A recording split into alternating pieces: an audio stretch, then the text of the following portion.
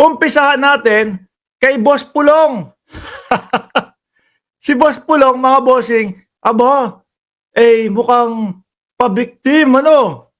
Bakit ang hilig nilang magpabiktim ngayon, mga kababayan?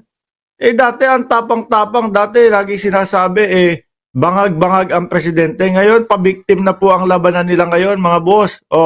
Nasaan? Ipapakita ko ho sa inyo yung pabiktim card ni Pulong. Wait lang ha. Ayan. Sabi dito, ni Pulong o Paulo Duterte, inaapi ng administrasyon. Pulong Duterte, apologize for limited aid to Dabaweños amid flood governance, mga kababayan. Nung umpisa ho ng mautog nila, mga bossing, nung umpisang-umpisa, yung unang araw, kinabukasan, sabi ni Romeo Alangan, grabe to, si Boss Pulong, juding pala, nananampal. Ito. Nung unang-una po na mautog nila, mga kababayan, kinabukasan po, meron pong naka-schedule ang Pangulo na inauguration po, mga bossing. I-inaugurate po o merong mga groundbreaking na gagawin ang Pangulo. Hindi naman po yan basta-basta, nagmautog sila sa Davao. Naku, bukas punta tayo doon. At i-anunsyo natin yung pamimigay na natin ng mga titulo at lupa doon sa mga taga Davao. Naalala nyo ho yun, mga bossing? Yun po yung hindi inatinan ni Baste Duterte. Naalala nyo po yun, mga kababayan? Tatlo yun, no? Kinagabihan, mautog nila. Kinaumagahan, yung pamimigay po ng mga titulo, no? Ng lupa doon sa mga taga Davao.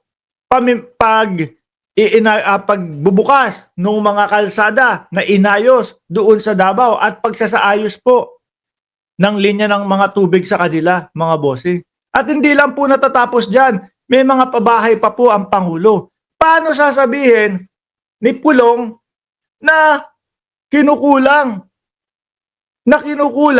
ang suporta ng gobyerno sa mga taga Davao? Ha? Sabi, inaapi ng administrasyon, feeling pa-victim naman itong mga to. Diba? Robert Pines, La Chica, na nanonood from Malabon. Pulong Duterte apologize for limited aid to Davao, to Dabaweños amid flood governance. Ayan daw ho. Tuloy natin ha. Sila ho kasi, mga bossing, ilang taon na, dekada, 3 dekada na nakakaupo ang mga Duterte dyan. Hanggang ngayon ho, binabaha pa din yung Davao City, no? Grabe. Tapos ngayon, naku, nasan ang flood control ni Bongbong Marcos? Sila ho yung namamahala dyan. Halos 36 na taon na, to be exact, kung tama yung numero ko, pero 3 dekada na silang nandyan, mga kababayan. Walang nagbabago, walang nangyayari. 4 na kilometro yung naipakita natin na mahihirap po doon sa Davao. Tapos ngayon, umaaksyon, mga boss. Ang gobyerno ng Pilipinas, gusto nilang pagmukain, walang ginagawa. Hindi sila inaabot o hindi sila binibigyan ng tulong dahil sa pamumulitika daw ho. Sila nga ho ito na paulit-ulit ng pamumulitika at sabi ng bangag sa Pangulo, wala naman hong maipakitang ebidensya. Ito yung binibilugan ko ha. Bisaya po yata yung word na yan o yung salita na yan. Dito tayo sa English, no?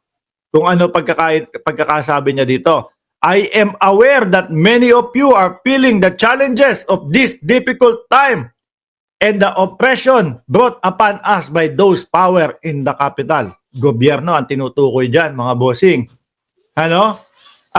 Kumbaga, sinisikil. Hindi sila tinutulungan. Pinapahirapan sila dahil daw ho sa politika, mga bossing. I am humbly asked for your forgiveness. Ayos Parang Father Pulong na ito Parang magpapare si Pulong. I humbly ask for your forgiveness as the assistance we can extend to you remain limited. Grabe sila na biktima na ho sila, mga kababayan. Bakit ho kaya? No? Bakit ho kaya isinisisi nila sa gobyerno o isinisisi nila sa Malacanang yung mga pagbaha sa kanila. Samantalang ho dapat sabihin mo na, o sige, sabihin mo na, dalawang termino ng pagka-mayor, tingin ko kaya ng lunasan yan eh. Oh. Di ba? Ang tagal-tagal sa sobrang haba ng panahon na sila lang po. Ngayon, nakakapag-isip na ang taong bayan ngayon. Na ano ho, aba, puro lang yata ito kayabangan, puro lang yata ito pambabati ko sa gobyerno. Ang totoo, wala na naman. No? Hindi naman talaga tayo tinutulungan. Ang totoo, ang Davao, hindi naman safest city sa Southeast Asia. Subukan natin ulit yung mga Nograles. Subukan natin si Carlo Nograles. O yan. Tapos dagdagan mo pa ito na ipapaintindi sa mamamayang Pilipino. Ano? Na ipapaintindi sa mamamayang Pilipino na hindi sila iniiwanan ng gobyerno o na ipapaintindi sa mga taga-Davaoeños na hindi sila iniiwanan ng gobyerno. Yari na. Lalo hong iisipin niya mga yan na wala, puro pamumulitika lang talaga itong mga Duterte. Di ho ba? Tuloy natin. However, as a fellow Davaoeños, I appreciate your patience and understanding in due time. Grabe. Yaan talaga ang literal, no? Na pasensyoso yung mga taga-Davaoeños. Biruin mo, halos 3 dekada na nakaupo ang mga Duterte, binabaha pa din, no?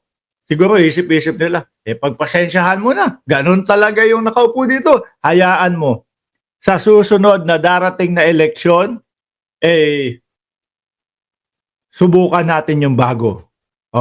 Subukan natin yung ang kanyang plataporma de gobyerno, mabawasan ang hirap ng mga taga-Davaoeños. Di ho ba, mga bossing? Nongga-nongga lang yun. Kasi ito sila, puro pamumulitika. Hanapan mo nung nagawa nila, sila talaga yung walang maipakita. Sabi tuloy ni Ma'am Tess Baranco, correct, 51 billion, nasaan na daw po. Tapos hanggang ngayon, binabaha pa din daw dyan. Sabi ng mga commenter natin, yung mga nagko-comment, 51 billion, binabaha pa rin. No? Sabi ni Luz de Guzman, hello Sir Mark, avid viewer nyo ako and thanks for updating Filipino. Mabuhay po kayo. Salamat po. Paano yan? Pulong, pag yan ang tinanong sa iyo, nasaan yung 51 billion? Dead man na lang. To our beloved Davaoeños, once again, with the deepest gratitude in my heart, grabe ha, I cannot fully express the immense depth of gratitude we owe for your love and trust in us. Kaso ang pansin ng dating Pangulong Duterte, iniiwan na sila ng mga Davaoeños. Ang sabi ng Pangulong Duterte, bakit nyo kami iiwan? Wala man kaming ginawang masama sa inyo. Ano? Yun ang sabi. Sabi ni Infinite 3 times, baha nga sa downtown sa Davao Taga Davao ako. Di ba, mga kababayan, sabi ng dating Pangulong Duterte, bakit nyo man kami iwan? Wala man kaming ginawang masama sa inyo. Bakit kayo lilipat?